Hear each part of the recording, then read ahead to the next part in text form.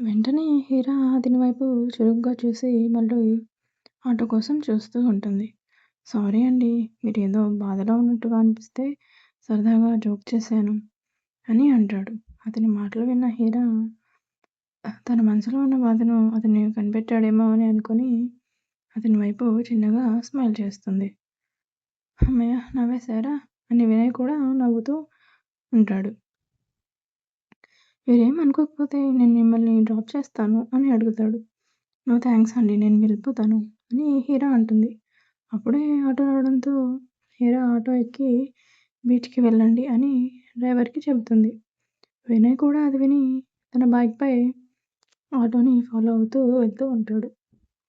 హీరా బీచ్‌కి ఆటోలో వెళ్తుండగా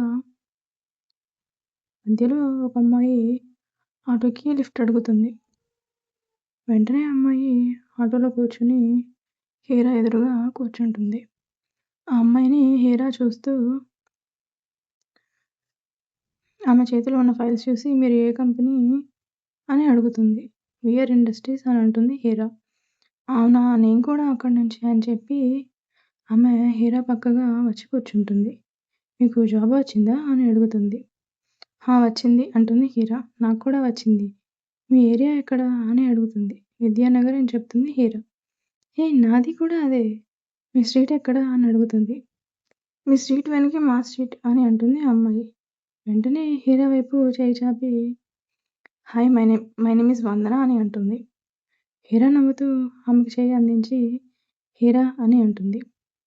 ఎక్కడికి వెళ్తున్నారు అని వందన అడుగుతుంది. బీచ్‌కి అని హీరా అంటుంది.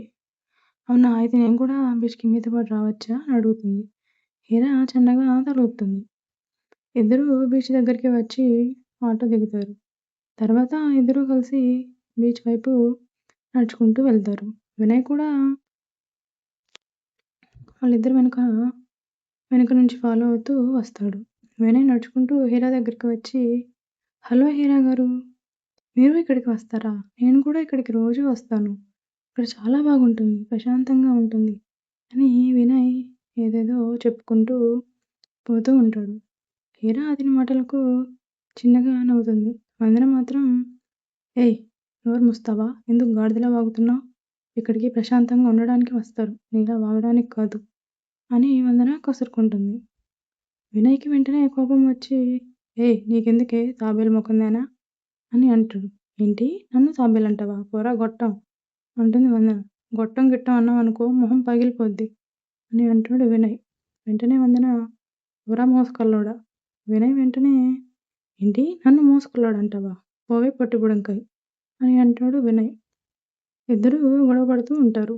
అప్పుడు హీరాకి వెంటనే రుద్ర గుర్తొస్తాడు. వందన దగ్గరికి వెళ్ళి వందన నీ మొబైల్ ఒకసారి ఇవ్వవా అని అంటుంది. వెంటనే వందన ఇదిగో అక్క అని తన మొబైల్ హీరాకి ఇస్తుంది. హీరా మొబైల్ తీసుకొని పక్కకు వెళ్తుంది. రుద్ర నెంబర్‌కు డయల్ చేసి చెవిలో పెట్టుకుంటుంది. ఆమె గుండె దడదడమంటూ కొట్టుకుంటూ ఉంటుంది. రుద్ర లిఫ్ట్ చేస్తాడో చేయడో? ఒకవేళ లిఫ్ట్ చేస్తే నాతో మాట్లాడతాడో? అసలు నన్ను అర్థం చేసుకుంటాడా? అని లోపలే చాలా భయపడుతూ ఉంటుంది. అటువైపు నుంచి ఆ వ్యక్తి ఫోన్ లిఫ్ట్ చేస్తాడు. వెంటనే హీరాకి ఏం మాట్లాడాలో అర్థం కాక గుండె దడదడలాడుతూ ఉంటుంది. ధైర్యం తెచ్చుకొని రుద్ర గారు అని పిలుస్తుంది. వెంటనే అటువైపు నుంచి రుద్ర హీరా బంగారం అని అంటాడు. హీరా కళ్ళలో నుంచి నీళ్లు కారిపోతూ ఉంటాయి. రుద్ర గారు అని మళ్ళీ ఏడుస్తూ పలుకుతుంది. రుద్ర హీరా బంగారం ఏడవకు అని అంటాడు. వెంటనే హీరా కళ్ళను తుడుచుకొని రుద్ర గారు నన్ను మీరు నమ్ముతున్నారా? నేను కావాలని వెళ్ళిపోలేదు అని చాలా వేగంగా చెప్తూ ఉంటుంది. రుద్ర వెంటనే నాకన్నీ తెలుసు బంగారం అని అంటాడు. రుద్ర గారు ప్లీజ్ నన్ను ఇక్కడి నుంచి తీసుకెళ్ళిపోండి అని హీరా అంటుంది. రుద్ర వెంటనే బంగారం నన్ను నమ్ముతావు కదా అని అడుగుతాడు. అవును అంటుంది హీరా. అయితే నువ్వు అక్కడే ఉండాలి అని అంటాడు రుద్ర. హీరాకి ఏం మాట్లాడాలో అర్థం కాక అదేంటి రుద్ర గారు అని అంటుంది. రుద్ర మీ నాన్న చెప్పినట్టు విను. మీ నాన్న ఏది చేయమంటే అది చెయ్యి అని అంటాడు. దానికి హీరా ఏడుస్తూనే ఉంటుంది. రుద్ర గారు మీరు లేకుండా నేను ఉండలేను అని ఉంటుంది హీరా. ఇక్కడ వెంటనే రుద్ర త్వరలోనే అన్నీ తీరిపోతాయి బంగారం. త్వరలోనే నేను నీకు ఎదురవుతాను అని అంటాడు. కానీ తినడం మాత్రం మిస్ చేయకు. రోజు తింటూనే ఉండు. నువ్వు తింటేనే నేను కూడా తింటాను అని అంటాడు రుద్ర. హీరా వెంటనే అని అంటుంది. సరే ఇక ఉంటాను అని చెప్పి ఫోన్ పెట్టేస్తాడు రుద్ర. రుద్ర వెంటనే ఫోన్ పెట్టేశాక ఎన్ని రోజులు ఇలా యాక్ట్ చేయాలో ఏమో అని ఫోన్ పక్కకి విసిరేస్తాడు. హీరా ఫోన్ పెట్టేశాక ఆమెకేమీ అర్థం కాలేదు. అంతా పిచ్చిగా అనిపించింది. అంతా గందరగోళంగా ఉంది. ఏం చేయాలో అర్థం కావట్లేదు. ఆమె కళ్ళలోంచి నీళ్ళు వస్తూనే ఉన్నాయి. కానీ రుద్ర చెప్పిన మాటలే పదే పదే ఆమె చెవుల్లో వినిపిస్తున్నాయి. నా మీద నమ్మకం ఉంచు, నా మాటే విను అని రుద్ర చెప్పిన మాటలను గుర్తు చేసుకుంటూ ఇక అదే నిర్ణయించుకొని తన కళ్ళను తుడుచుకొని వదన దగ్గరకు వెళ్ళి ఫోన్ ఇచ్చేస్తుంది. అప్పటికే వందన వినయ్ ఇద్దరూ కొట్టుకుంటూనే ఉంటారు. వందన ఏమో వినయ్ జుట్టు పట్టుకొని ఏంట్రా ఎక్కువ వాగుతున్నావు, నోరు మూసుకుంటావా లేకపోతే ఇసుకలో కప్పెట్టేస్తా అని అంటుంది. ఛీ నువ్వు అసలు ఆడదానివేనా, జుట్టు పట్టుకుంటున్నావు అని అంటాడు వినయ్. వందన ఏ డౌటా అని అంటుంది. వినయ్ వదిలే తల్లి ఇంకో నమస్కారం అని పక్కకు తిరుగుతాడు వినయ్. వినయ్ చిన్నగా అమ్మో ఇప్పుడు కాదంటే ఏం చేస్తుంది తల్లు, అసలు ఏది పడితే అది చేసే రకంలో ఉంది అని అంటాడు. కానీ వందన ఆ మాటలు వినేస్తుంది. వెంటనే వందన అటువైపు తిరిగి రే ఏదైనా ఉంటే బయట వాగు, లోపలే వాగావా మామూలుగా ఉండదు నీకు అని అతని మీదకి వెళ్తూ ఉంటుంది. హీరా వెంటనే మధ్యలోకి వచ్చి వందన ఏంటిది ఇలా మాట్లాడొచ్చా అని అంటుంది.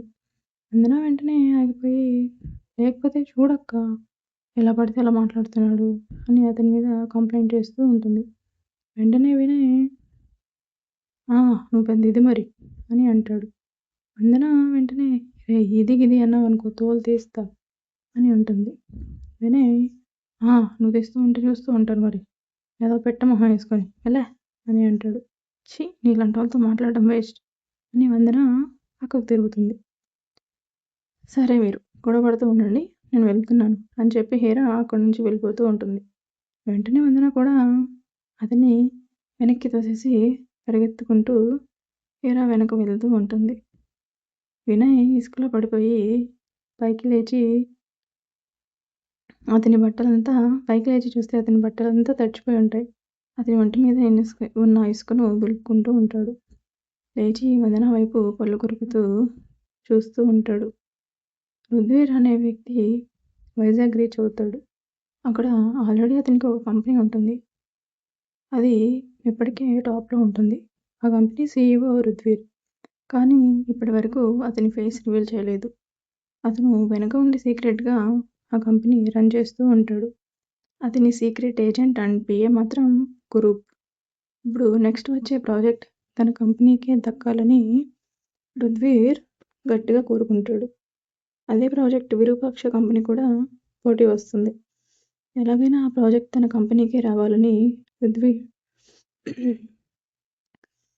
చాలా ప్లాన్స్ చేస్తూ ఉంటాడు. గత కొన్ని ఇయర్స్ నుంచి రుద్వీర్ కంపెనీ టాప్లోనే ఉంటుంది. అందుకే ఈసారి కూడా ప్రాజెక్ట్ తన కంపెనీకే రావాలని అతను చాలా సీరియస్గా ప్లాన్ చేస్తూ ఉంటాడు. కానీ విరూపాక్ష కూడా ఈ ప్రాజెక్ట్ కోసం పోటీకి వస్తున్నాడని రుద్వీర్కి ఆల్రెడీ తెలుసు. ఇక రుద్వీర్ టార్గెట్ ఒక్కటే, ఎలాగైనా ఆ ప్రాజెక్ట్ని విరూపాక్ష చేతుల్లోకి వెళ్లకుండా చేసి తన కంపెనీకి దక్కించుకోవడం రుద్వీర్. వెంటనే కురూప్కి కాల్ చేసి, కురూప్ నువ్వు ఒక పని చేయాలి, ఒక సెక్యూరిటీ గార్డ్ డ్రెస్ వేసుకొని విరూపాక్ష కంపెనీలోకి వెళ్ళు. అతనికి కాఫీ ఇస్తున్నట్టు యాక్ట్ చేసి అతని క్యాబిన్లో అతని సీట్కి ఎదురుగా ఉన్న వాల్కి ఒక వాల్ కెమెరా ఫిక్స్ చేయి అని కురూప్కి తన ప్లాన్ అంతా ఎక్స్ప్లెయిన్ చేస్తూ ఉంటాడు. వాల్ కెమెరా యూస్ చేస్తున్న వాళ్ళకి తప్ప అక్కడున్న వాళ్ళకి ఎవరికి అదొక కెమెరా అని కూడా అర్థం కాదు.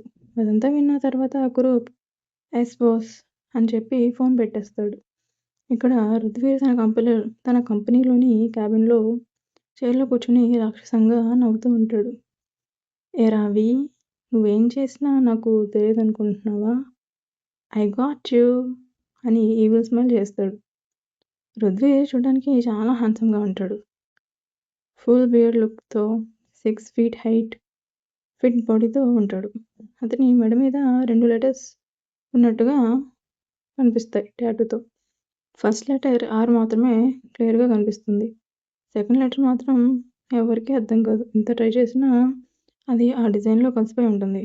ఇప్పుడు అతని టార్గెట్ ఆపరేషన్ వి అని అనుకుంటూ ఉంటాడు. రుద్వీర్ రాక్షసంగా నవ్వుతూ now the operation we starts now అని అంటాడు. ఇక్కడ రాజ్ తన ఇంటికి వెళ్ళిపోయి నేరుగా తన రూమ్కి వెళ్ళి ఫ్రెష్ అయిపోయి బెడ్ మీద అడ్డంగా పడుకుంటాడు. పడుకున్న తర్వాత ఏదో ఆలోచిస్తూ ఉంటాడు. అసలు వీడి ప్లాన్ ఏంటి? ఇక్కడి నుంచి మాట్లాడాలంటే ఈ ఫోన్తోనే మాట్లాడాలా అని అనుకుంటూ తన జేబులో నుంచి ఒక చిన్న వాకీ టాకీ లాంటిది తీసి చూస్తూ ఉంటాడు. కానీ షీరా విషయం మాత్రం ఎందుకు నాతో చెప్పట్లేదు? ఏదైనా ప్లాన్ చేస్తున్నాడా అని రాజ్ తనలో తానే అనుకుంటూ ఉంటాడు. వెంటనే రాజు వాళ్ళ అమ్మ శోభా గారు అక్కడికి వచ్చి, నాన్న ఏంటి రాత్రి రాలేదు? రుద్రతోనే ఉంటామని అనుకొని నీకు కాల్ చేయలేదు. మెసేజ్ చేసావు కదా, అది చూసి ఇక నువ్వే వేస్తావు కదా అని వెయిట్ చేశాను. ఏమైంది రుద్రకి, ఓకేనా అని అడుగుతారు. ఓకే అమ్మా, వాడు మనుషుల్ని తినేస్తాడు కానీ వాడికి ఏమవుతుంది అని రాజ్ అంటాడు. శోభా గారు నవ్వుతే, సరే నువ్వు రెస్ట్ తీసుకో, నేను ఫుడ్ తీసుకురాను అని అడుగుతారు. వద్దమ్మా అని అంటాడు రాజ్. సరే అని చెప్పి శోభా గారు అక్కడి నుంచి వెళ్ళిపోతారు. రాజ్ మంచం మీద పడుకొని కళ్ళు మూసుకొని ఉంటాడు. శృతికి రాజ్ వచ్చాడని తెలియగానే రాజ్ని చూడాలనిపించి అతని రూమ్కి పిల్లిలా మెల్లగా వస్తూ ఉంటుంది.